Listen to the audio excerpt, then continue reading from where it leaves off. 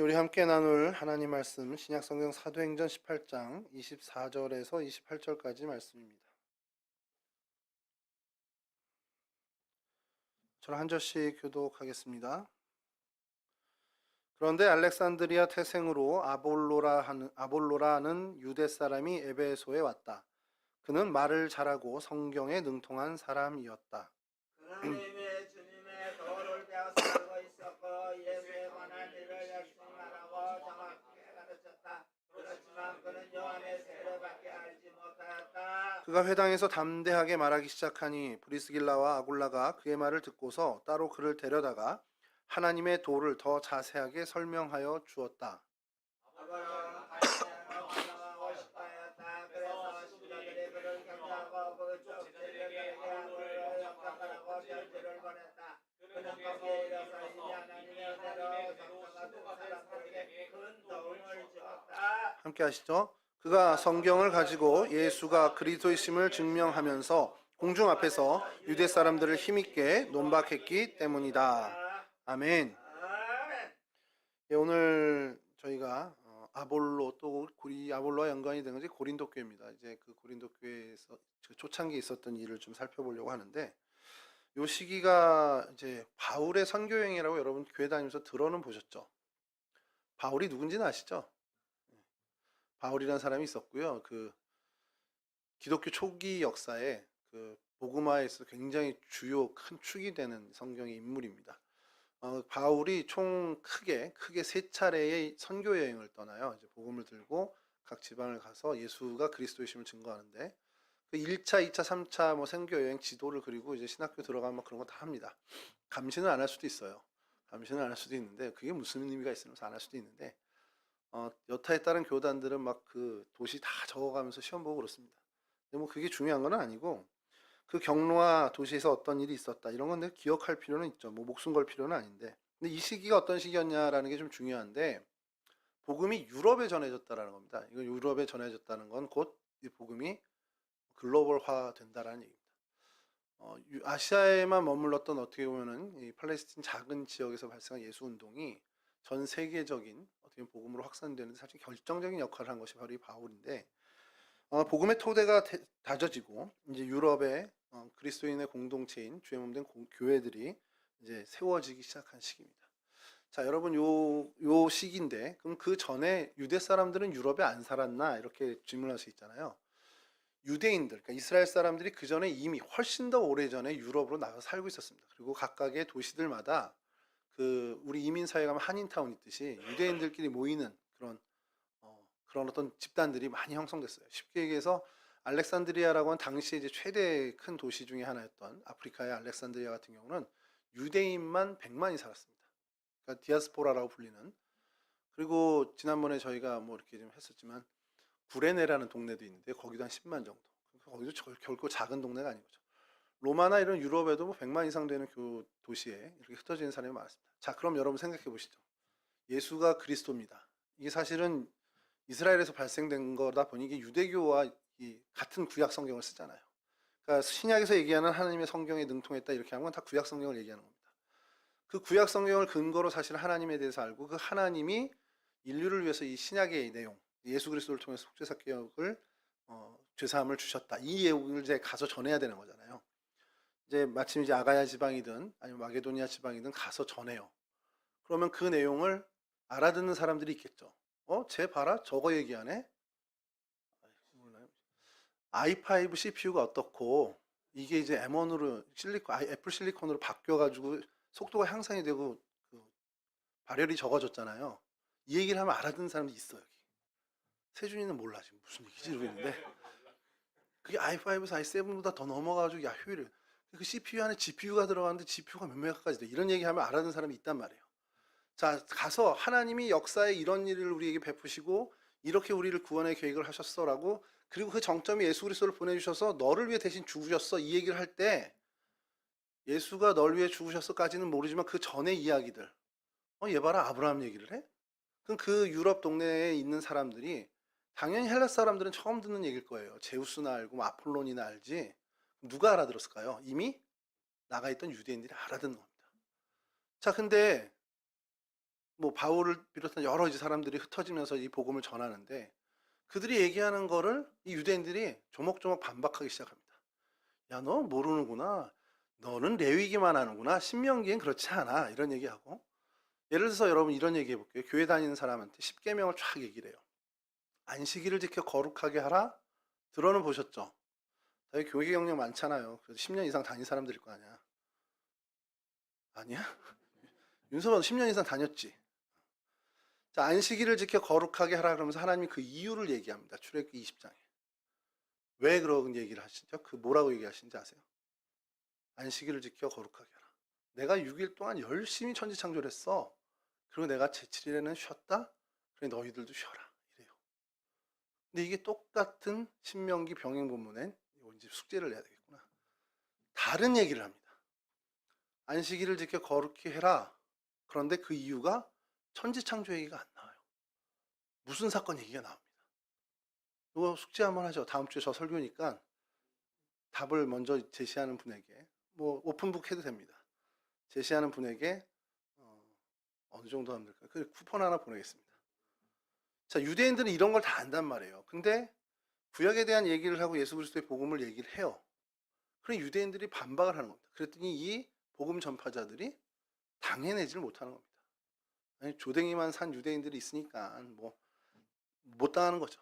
자, 그런데 혜성같이 등장한 인물이 하나 있어요. 이 아가야 지방에. 누구라고 그랬죠? 오늘 등장한 아볼로라는 사람. 이 사람이 거의 뭐 이제 전도계에는 메시아적 존재 같은 사람이지. 유대인들이 아무리 반박을 해봐야 오늘 성경이 그러잖아. 성경에 능통한 사람이라고. 유대인들이 반박하는 걸 더 반박해. 꼼짝없이 제압하는 거야. 마치 엄마가 아들을 막 혼내는데 아들이 막 반박할 수 없는 논리로 엄마를 제압해. 그 엄마는 이 녀석이 어디 대들기를 해. 딱 때리고 그게 끝나는 것처럼 유대인들이 언변으로 이길 수가 없는 겁니다. 그래서 이 사람 이름이 아볼로인데 이 이름 뜻이 신기합니다. 아볼로의 이름 뜻이 뭐냐면 웅변가, 침략자라는 뜻이에요. 그러니까 말 잘하는 사람의 의미를 갖고 있는데 그 말이 어느 정도냐면 우리의 기존 질서를 깨는 거야. 우리가 갖고 있는 논리를 깨고 반박을 못하게 제압하는 거죠. 이게 사실 본명이냐라고 할 때 본명이 아닐 수도 있다라는 성경학자들의 얘기가 좀 일리가 되는 게 워낙에 언변이 뛰어나니까 이 사람의 별명이 이렇게 된 거 아니냐라는 거예요.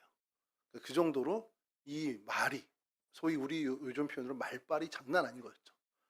저 사람하고 얘기하면 내가 2시간 안에 설득이 돼 이런 식의. 근데 왜 그러냐? 이 사람이 어디 출신입니까? 성경에 보면 알렉산드리아 출신이에요. 이게 또 중요합니다. 알렉산드리아가 왜 알렉산드리아일까요? 야, 이거는 이공대 다니는 사람 힘들겠다. 지가 힘들지 화공과. 세계 역사를 알아야 돼요. 세계사를 알아야 돼요. 알렉산드리아 하면 누구랑 좀 연관돼요? 여러분 그 세계사 인물 중에 혹시 떠오르는 사람 없어요? 자, 여기 보시고 레드선. 여기 보시고 알렉산드리아랑 비슷한 연관되는 사람 이름 크게 얘기해 주세요. 세준 선생님. 네, 성교사님 감사합니다. 알렉산더, 알렉산드리아 비슷하지 않아요? 나만 비슷한가? 네, 어쨌든 알렉산더가 헬라의 이 세력을 예전에 그 이후에 징기스칸만큼은 아니어도 이 세력을 엄청나게 확장, 세계 최대 제국을 건설하죠. 인도까지 갔죠. 인도에 넘어가지면서 인도 지경까지 갔고 그 34살인가 3살 나이로 이제 요절을 하게 되는데 뭐 말라리아라는 얘기도 있고. 그러니까 뭐 열 몇 살 때부터 전쟁을 치르면서 이제 전쟁의 신이 된 겁니다. 점령하는 데마다 뭐 좀 정책은 좀 자유롭겠어요. 종교 정책을 완화한 데도 있고 좀 강압적으로 한 데도 있는데 당시 이집트에 있는 이 알렉산드리아는 도시에 자기 이름을 따서 거대 도시를 신도시를 만든 겁니다. 자, 그 도시에 뭐가 제일 유명하냐? 도서관이 유명해요. 도서관이. 안 해요. 그래도 공부를 했다고. 자, 이 도서관에서 세계 그 당시 이 근동 아시아에 있는 종교의 모든 경전을 갖고 와서 번역 작업을 해요. 그래서 100년 동안 이 구약 성경을 번역을 합니다. 구약이 무슨 언어로 쓰여졌습니까? 예, 히브리어로 쓰여졌고 일부 이제 조금 뭐 아람어 같은 걸로 쓰여져 있는데 히브리어가 여러분 보셨어요? 혹시 히브리어? 우리 오늘 가다가 여기 이 태바올 1층에 내려가서 밖으로 나가면 태바올 이렇게 현판이 있어요. 구릿빛으로 이렇게 딱 동판인데 거기에 글자 같은 게 있어요. 그게 히브리어예요. 왠지 검은 종에다 라면 부셔서 뿌려놓으면 이제 그런 글자가 하나 있어요. 그걸 써놨는데 당시에 이게 유대인의 언어다 보니까 유럽의 헬라어를 쓰던 사람들은 도무지 알아들을 수 있는 언어가 문자가 아닌 겁니다. 그래서 세계의 모든 종교의 경전들을 번역하는 와중에 구약 성서까지도 번역을 하게 돼요. 그게 100년 동안 70명의 학자가 동원돼서 구약 성경이 마침내 헬라어로 번역이 됩니다. 그게 셉투아진트 성경이에요. 70인 역이라고 우리한테 하는데 왜 70인 역이냐? 이 셉투아진트가 70명이라는 뜻입니다. 70명이 번역한 책이다 해서 셉투아진트인데 이게 지금 현재에도 성서학적으로 굉장히 의미 있는 성경입니다. 여하튼 그러한 일들이 벌어지는 도시가 알렉산드리아였어요. 그러니까 알렉산드리아에서 자라난 아볼로는 이 구약 성경의 웬만한 유대인, 본토에서 자라난 웬만한 유대인보다 훨씬 더 전통이 이게 실력이 있는 거죠. 왜냐하면 그들은 유대의 언어로만 적혀져 있는 성경에 대해서 이는 세계화되고 있는 구약 성경에 대해서까지도 접했던 사람이기 때문에 이런 어떤 복음 전파 지역에서 유대인과 복음 전파자들 사이에 논쟁에 있어서는 이 사람이 압도적인 실력으로 제압할 수 있었던 사람입니다. 그러면은 사실 약간 이제 그쪽 계통에서는 갑이잖아요. 그러면 교만할 법도 한데 이 사람의 장점은 교만하지 않다라는 게 있습니다. 어쨌든 이런 시절, 이 시대라는 게 이런 시대라는 게 되게 중요합니다. 이런 복음의 토대가 다져지고 있던 그 시절에 유대인들과의 관계에서 한참 이제 밀리고 곤혹을 당하고 있는 그때에 이 아볼로라는 사람이 등장을 했다라는 게 중요합니다. 사도행전 18장 우리 뒤에 보면 이제 그 28절 마지막 절 우리가 본문 그가 성경을 가지고 예수가 그리스도이심을 증명하면서 공중 앞에서 유대 사람들을 힘있게 논박했기 때문이다. 왜냐하면 이 사람이 도움을 줬다라는 이유를 이제 설명을 하고 있잖아요. 그게 이제 이 얘기를 한 겁니다. 유대교 사람들이 왜 근데 그리스도가 예수가 그리스도이심을 반박하고 미워했을까요? 그것을 뭐 이렇게 이렇게 반대하고 핍박을 했을까요? 그건 유대교 신앙을 보면 우리가 잘 알죠. 유대교는 유일신입니다. 하나님만, 성부 하나님만을 섬겨요. 성자 예수님 존재하지도 않습니다. 그들에게는 부인해요. 지금도 인정하지 않습니다. 그래, 큰 율법학자는 맞아. 그 나사렛 예수라는 사람이 우리 빅브라더는 맞아. 근데 메시아는 아니지. 그게 무슨 하나님이라고 하면 그 말도 안 돼. 이렇게 합니다. 지금도 그래요. 이 얘기는 조심스러운데 뭐 우리 유튜브 올라간 조회수를 보니까 누구도 보지 않는 것 같아서 자신 있게 얘기합니다만 태극기 부대 어르신들이 이렇게 광화문에서 집회하는 걸 제가 지나가다 오다가 보거든요. 태극기를 드는 거는 뭐 당연히 애국심으로 드는 거, 그럼 들고 집회하는 거 괜찮죠. 근데 조금 제가 처음에 어릴 때 불편했던 게 성조기를 들고 이렇게 하시더라고요. 그래서 아니, 태극기는 알겠는데 성조기는 왜? 그래 미국이 그래 우리의 어떤 경제적인 뭐 국방 이런 덕을 떠나서 그래 신앙적으로도 우방일 수 있으니까 그래 거기까지. 그래서 모 목사님이 집회하는 그 시위에 성조기 태극기를 같이 흔드시길래 그래 어르신들 그럴 수 있다 그랬어요. 근데 제가 작년부터 주목한 것이 하나 있습니다. 다윗의 별을 들고 나오시더라고요. 그래서 태극기, 성조기, 이스라엘기가 이렇게 손에 그걸 이해를 못하겠는 거예요. 왜냐면 교회 목사님이 이렇게 해서 집회를 하고 있는 집회인데 그리고 하나님을 외치고 예수 그리스도를 막 그 안에서 나라를 위해서 구국기도를 하는데 이스라엘기를 흔들고 계셔서 왜지? 왜냐하면 오늘 본문처럼요. 예수가 그리스도임을 이 세상에서 가장 부인하는 게 어느 집단인지 아세요? 이슬람교 아닙니다. 불교도 아닙니다. 유대교입니다. 유대교. 유대교만큼 철저하게 예수가 그리스도임을 부인하는 데가 없어요. 근데 그 이스라엘은 그 유대교 정신으로 똘똘 뭉쳐 있습니다. 네타냐후 총리부터 저 먼 밑에 있는. 그런데 이제 그 보수 우파 기독교 집단에서 주관하는 집회에 이스라엘을 이렇게 하는 게 저는 이해가 좀 안 된 거죠. 그러니까 그분들이 흔든 건 그냥 성부 하나님의 마음에 합한 다윗을 하는 거겠지 이런 생각으로 그냥 넘어가는데 현재 이스라엘이라는 국가는 사실 기독교의 어떤 복음 전파라든지 여러분 그 일예로요 멜 깁슨이라는 그분 이제 천주교 신자인데 뭐 이제 후일담은 조금 좀 뭐 부정적으로 간 것도 있지만 패션 오브 크라이스트를 제작을 헐리우드 자본으로 하질 못했습니다. 자기가 번 돈과 라틴 아메리카 쪽에 있는 유럽의 자본을 끌어가지고 제작을 해요. 왜냐 헐리우드의 자본의 뭐 80% 이상이 유대인 자본이고 유대인들이 예수 그리스도를 영화하는 걸 싫어합니다. 그리고 더더군다나 유대인이 핍박해서 죽었다 이 내용을 담는 건 더더욱 싫죠. 그렇게 이렇게 달라요. 그러니까 우리가 알고 있는 기독교 사상과 이거는 정말 다른, 유대인이 뭐 똑똑해 뭐 하브루타 공부하고 이러는 분들이 많거든요. 뭐 공부방법이나 학습법 이런 건 좋은데 유대교 정신을 저는 기독교에 자꾸 끌어들이는 건 반대하는 사람입니다. 유대교는 기본적으로 예수를 부인합니다. 사실 제일 어려운 부분이긴 한데. 근데 이제 그 정신을 배워서 탈무드 우리 어릴 때부터 물론 그런 방식은 좋지만 그들이 갖고 있는 내용은 우리가 굉장히 경계해야 되는 부분이거든요. 여하튼 그 이스라엘 길을 흔드는 거 그걸 괜히 얘기하다 이렇게까지 왔는데 여하튼 유대인들이 이렇게 반대를 하는 거예요. 그래서 아볼로가 그들이 알고 있는 성경의 근거에 대해서 요목조목 다 논박하면서 그들을 제압했다. 그러니까 이 사람은 당시 유럽 지역의 교회 공동체가 세워지는 데 있어서 너무나 큰 정말 힘이 되는 사람이라는 겁니다. 탁구를 막 요즘 목사님하고 치고 있단 말이에요. 오늘도 2시 반에 뭐 지금 아마 시작했겠네요. 탁구를 치시는데 지지분이랑 도저히 못 이기겠어. 근데 돈 들여 레슨을 받아온 한 1년 정도 받아온 권사님이 등장을 해. 그러면 등장만으로 끝나는 거예요. 여러분 운동은요 돈 들인 사람이 이깁니다. 그건 철저합니다. 그래서 딱 등장과 동시에 모든 일을 제압해. 거의 뭐 메시아적 존재죠. 그렇게 보면. 이 아볼로가 그랬다는 거예요. 그러니 이 든든히 이제 막 초창기 세워져가는 교회들이 얼마나 든든했겠습니까? 자, 이쯤 되면 아까도 말씀드렸지만 우쭐할 수 있잖아요. 권사님이 내가 레슨 1년 받았는데 하고서 와서 막 이렇게 하고 뭐 왼손으로도 치고 막 이렇게 막 그렇게 한다면 얼마나 꼴불견이겠습니까? 아유, 돈 들여서 좀 실력 좀 있다 그러니까 아주 기고만장. 요즘 우리 세준 집사 눈빛이 달라진 거 아시죠? 신학교 한 1년 다녔거든. 그랬더니 눈빛이 이제 저를 쳐다보는 게 부목사 눈빛으로 쳐다봐. 부목사가 이제 전도사 쳐다보듯이. 그래서 눈이 너무 교만해졌다. 내가 오늘도 그 얘기를 했는데 눈을 이렇게 막 때리더라고. 그래서 때리는 걸로 되겠어. 성수를 붓고 이렇게 좀 회개를 해야지. 사람이 그래요. 뭔가 내가 경험이 쌓이고 경륜이 생기면 그 분야에 있어서 내가 그래도 잘하지? 이런 마음이 들기 시작하면 자만해집니다.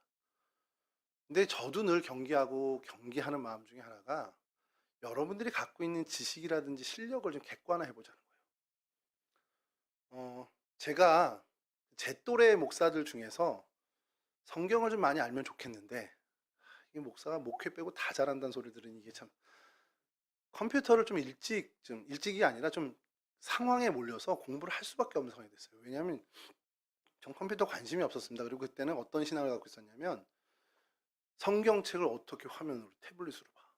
성경책을 어떻게 컴퓨터로 봐. 성경책을 어떻게 가로 쓴 걸로 봐. 세로 쓴 걸로 봐. 이랬던 사람이에요. 몰라요 그거?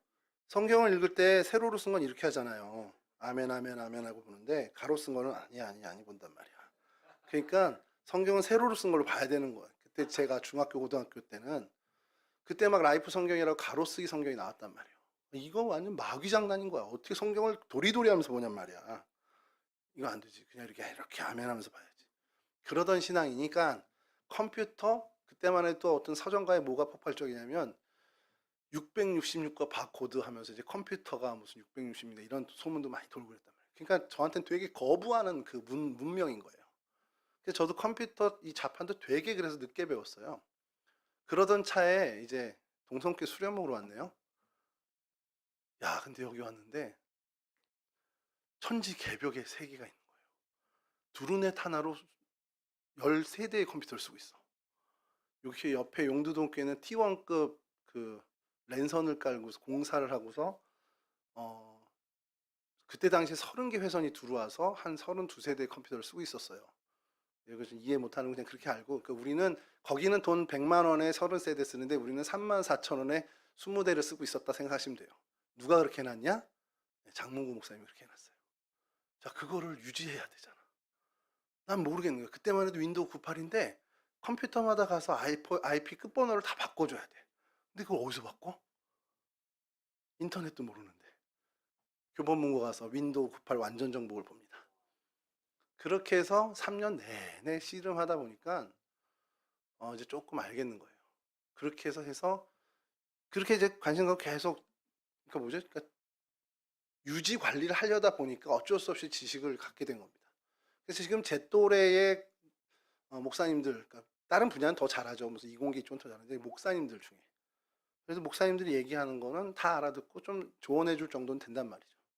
자, 근데 이 지식과 지혜, 제가 있다고 그런 게 있다고 해서 목사님 그런 것도 몰라요. 이렇게 한다면 꼴불견 중에 꼴불견이죠. 제가 윈도우를 만들었다면 그렇게 해도 돼. 근데 그게 제 지식이 아니잖아요.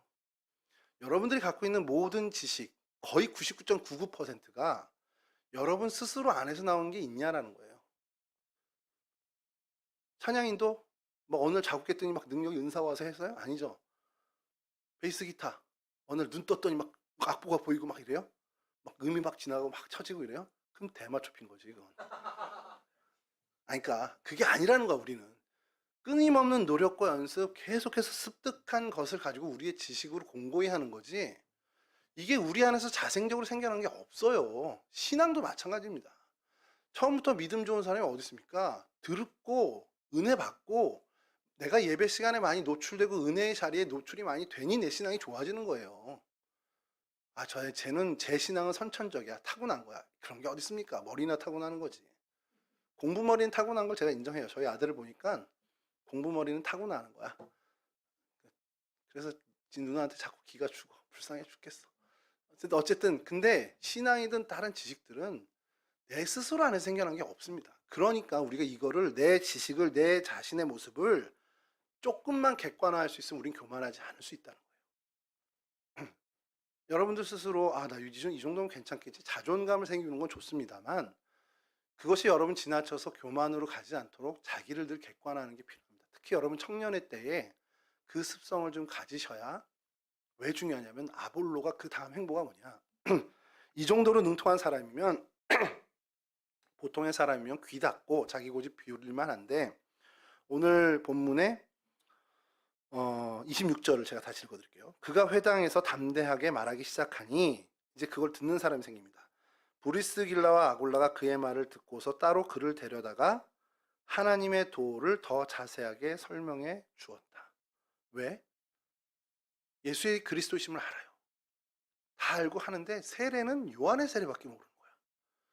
성령 세례를 몰랐다는 얘기입니다. 쉽게 얘기해서. 왜냐하면 오순절 마가의 다락방의 사건을 경험을 못했으니까 모를 수도 있죠. 자, 그럼 자기가 경험하지 못한 거니까 모를 수 있잖아요. 근데 브리스길라와 아골라가 이미 사도 바울로부터 그 성령 세례를 경험하고 그것을 아는 사람인 겁니다. 이 브리스길라 아골라 부부와 그리고 이 아볼로, 이 사이를 비교하면 아볼로가 훨씬 더 배움에 있어서 나은 사람이에요. 근데 이 아볼로의 위대함이 뭐냐?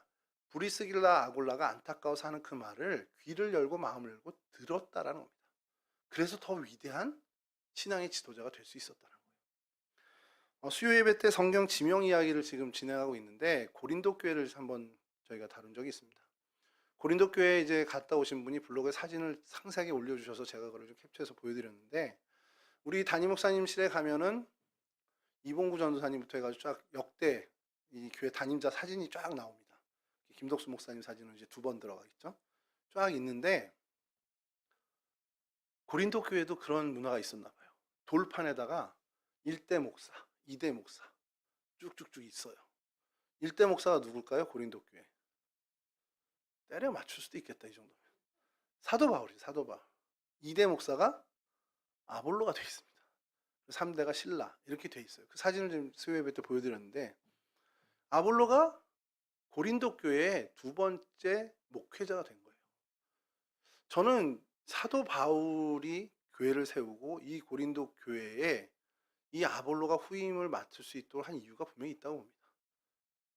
그만큼 그가 하나님 앞에서 하나님을 알아가는 데 있어서는 교만이나 이런 거 다 필요 없어. 그냥 무조건 하나님을 알아가는 데 있어서 최선을 다했던 사람입니다. 사실 그러다 보니까 그가 선한 영향력을 끼칠 수 있는 거죠. 저는 우리 청년들이 이런 마음들이 있으면 좋겠어요. 내가 하나님을 알아가는 데 있어서 난 정말 어린아이 같은 마음으로 누가 뭐라 하든 정말 내가 배워보겠다라는, 물론 이제 분별하는 영은 하나님 주시겠죠. 근데 배우겠다는 자세가 좀 있어야겠다는 거예요. 그게 우리에게 필요하다는 겁니다. 여하튼 이 성경의 이 능통한 이 아볼로, 그래서 성경에 있어서 항상 낮은 자세로 계속 배우려 하기 때문에 더더욱 능통해진 그의 삶을 보면서 이가 성경에 능통한 것이 도대체 궁극적으로 어떤 유익을 줬는지를 좀 봤으면 좋겠는 거예요. 이게 되게 중요한 게요. 우리 모든 신학자나 성경학자들이 하는 얘기, 성경에 대해서 정의할 때 이렇게 합니다. 하나씩 좀 들어보세요. 성경은 하나님 말씀입니다. 들어보셨죠? 인정하시죠? 성경은 하나님 말씀이에요. 누가 썼다가 중요한 게 아니라 그 성령의 감동으로 된 하나님의 말씀입니다. 그리고 성경은 그리스도인의 삶의 이정표, 기준이 됩니다. 그리고 성경은 영의 양식, 생명의 양식이 됩니다. 성경은 나침반입니다라고 하는 사람도 있고요. 또 하나는 성경은 모든 문제의 해결서입니다. 그리고 성경은 하나님을 비춰주고 인간을 조명해 줍니다. 성경은 진리의 보고입니다. 뭐 여러 이제 그거 있는데 이 중에 제일 중요한 게 뭐냐? 이 성경을 접하고 말씀을 아는 것이 중요한 제일 첫 번째는 우리가 하나님 마음을 어떻게 아냐? 성경 말씀을 통해서 읽게 되고 헤아리게 된다는 겁니다. 말씀을 전혀 가까이 두지 않아요. 말씀과는 정말 무관한 삶을 살아요. 근데 나 기도 열심히 해. 거기서부터 말이 안 되는 거지만 그래 그렇다 치자. 그게 가능하다 치자.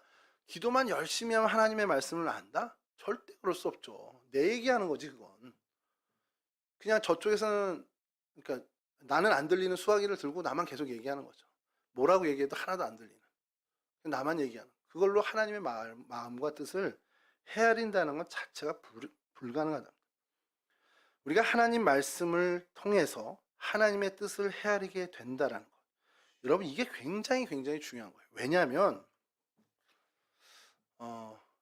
이걸 좀 먼저 얘기를 해야 되는데 어쨌든 좀 이따 더 상세히 얘기했지만 하나님의 말씀을 헤아리고 하나님의 뜻을 알아야 그가 하나님의 방법을 알고 살아가는 이걸 소위 성경에선 영에 속한 사람이 된다는 거예요.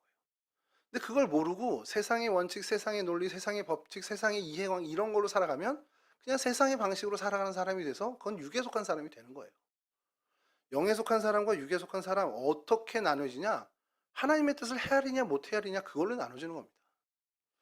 아까 말씀드린 것처럼 이 아볼로가 굉장히 탁월한 모습이 자기가 그런 사람이 될까 봐 하나님의 말씀을 헤아리는데 멈춰서서 교만해져서 여기까지가 하나님 뜻이 끝이야.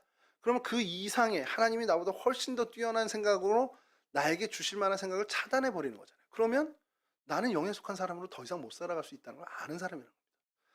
제가 만나는 많은 목사님들 중에 그런 목사님들이 있어요. 목사님들이 목회를 한 30년, 45년 하시니까 웬만하면 이제 다 아는 거예요. 교회에서 일어나는 일들이 그건 대충 그렇게 이렇게. 그러면서 이제 자기 고집들이 세져요. 근데 제가 좋아하는 많은 목사님, 우리 담임 목사님도 그렇지만 계속 배우려고 하는 그런 목사님들은 계속 그 마음이 열려 있습니다. 그래서 우리 표현을 고루하지 않아요.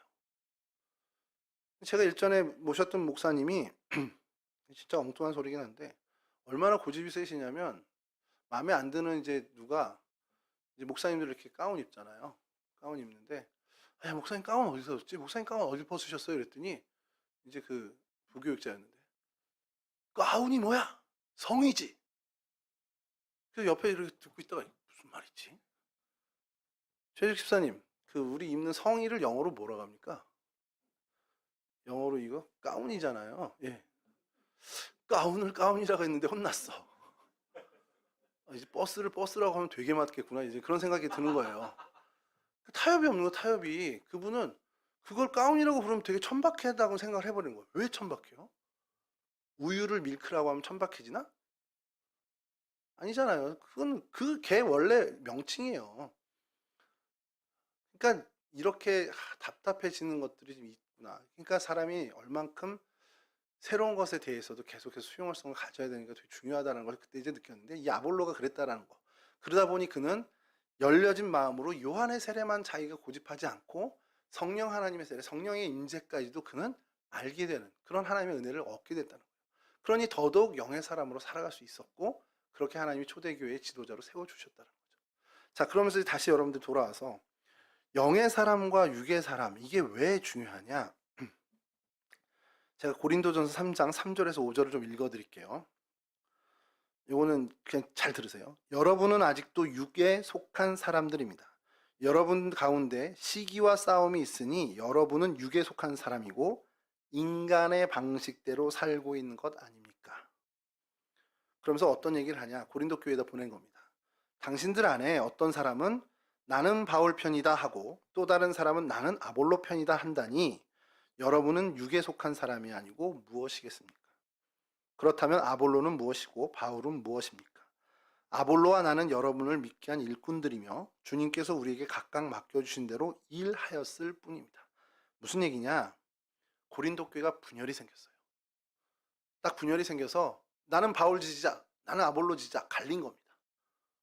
교회의 분열은 대개 두 가지 경우로 갈려요. 지도자들끼리 싸우고서 분열이 되던가 아니면 그룹에서 지도자와 무관하게 그룹들이 분열이 되던가. 여기 분열 현상은 무리들이 스스로 분열한 그런 두 번째 유형이죠. 지도자와 상관없이 분열된 교회의 모습입니다.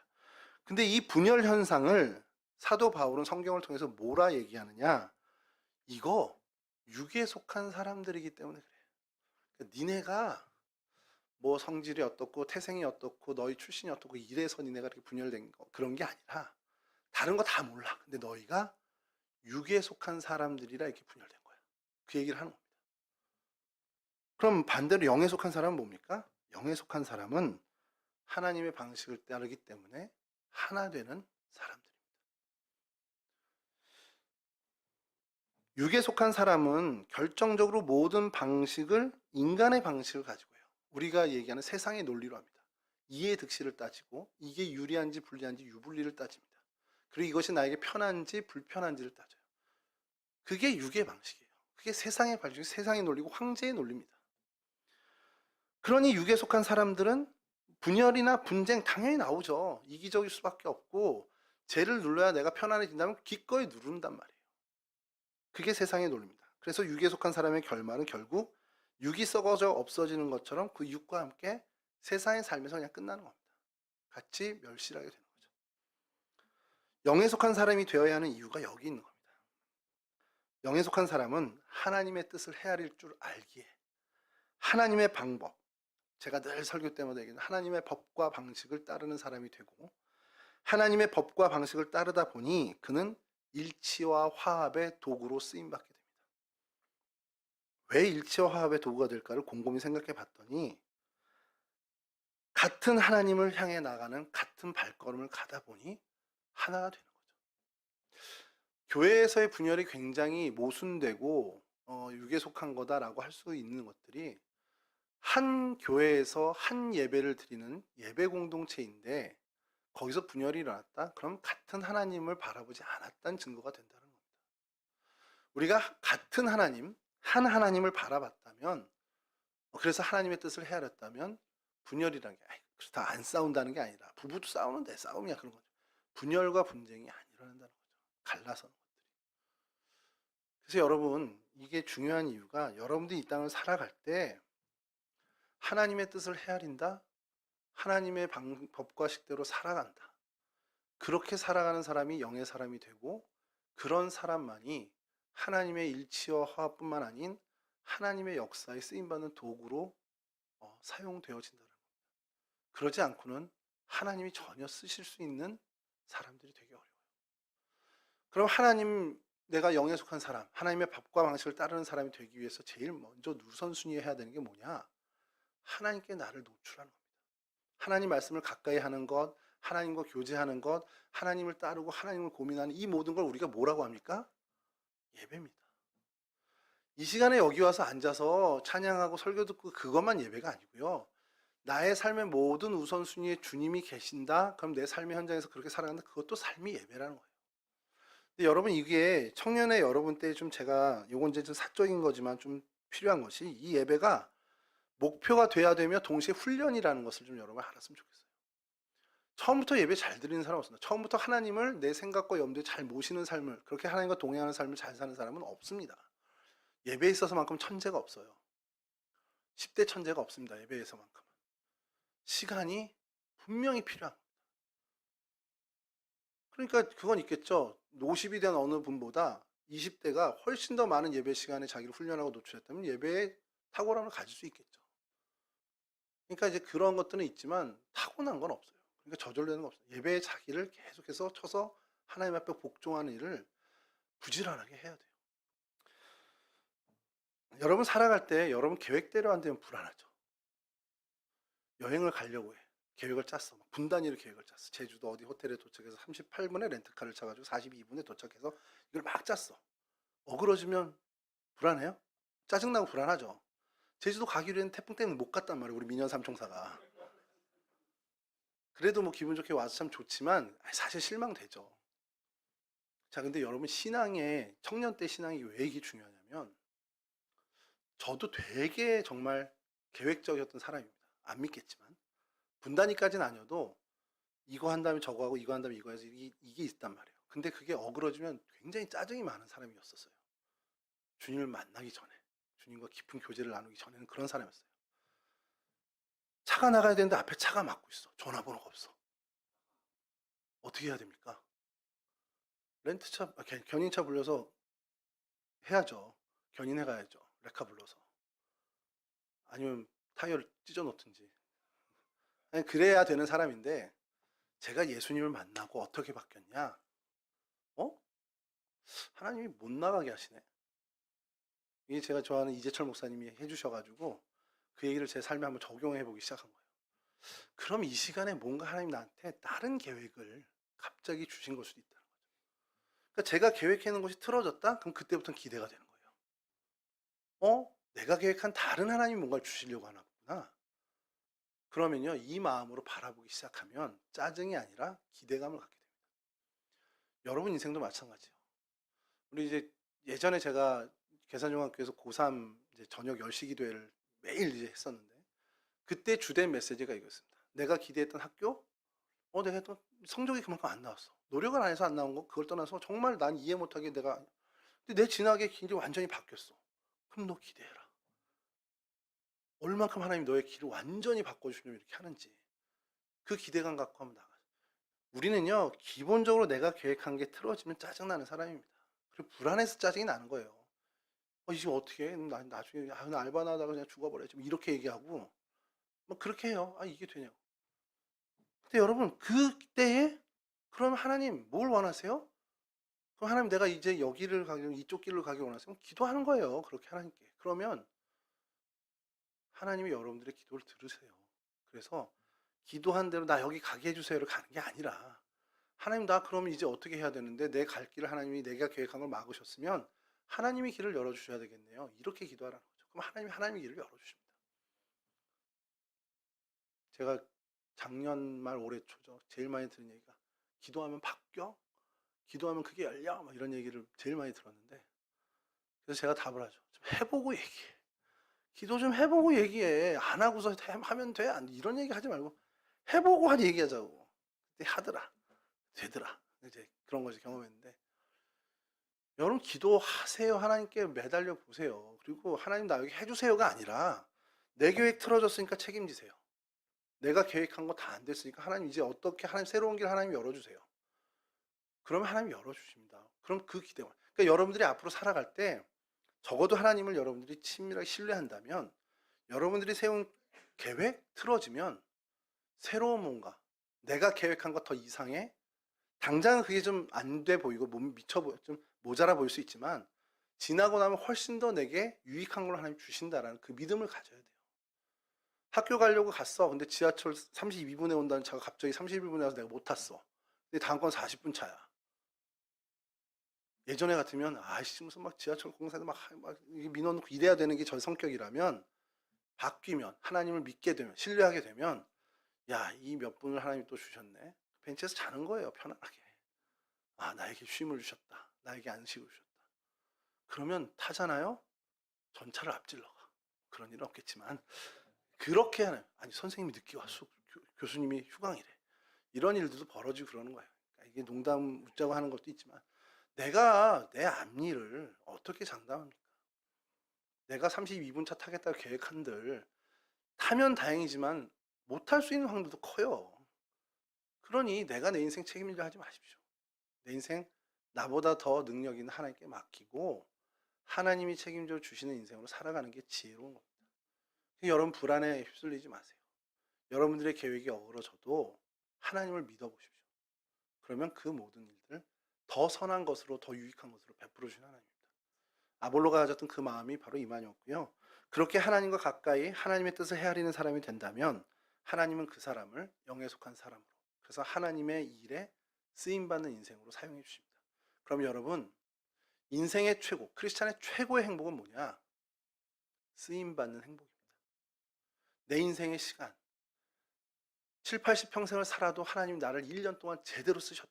그러면 그 인생은 성공한 인생이에요. 근데 내가 100세, 120세 살았어. 근데 하나님이 전혀 나를 사용하지 않아. 얼마나 여러분 딱한 인생이 되겠습니까? 영에 속한 사람으로, 그래서 영에 속한 사람이 되기 위해 최고의 훈련이자 최고의 목표가 되는 우리 예배에 최선을 다하는, 그래서 바른 예배를 통해서 정말 주님께 집중하는 그런 예배 공동체가 되는 우리 청년부 공동체가 되길 바라고요. 여러분 각자의 삶의 자리에서 정말 하나님께 더 많이 노출하고 하나님을 여러분 생각과 염두 속에 늘 모시는 진짜 예배자로 살아가시기를 주님의 이름으로 간절히 축원합니다. 우리 찬양하죠. 주만 바라볼지라. 찬양하시고 우리 축도하고 마치도록 하겠습니다.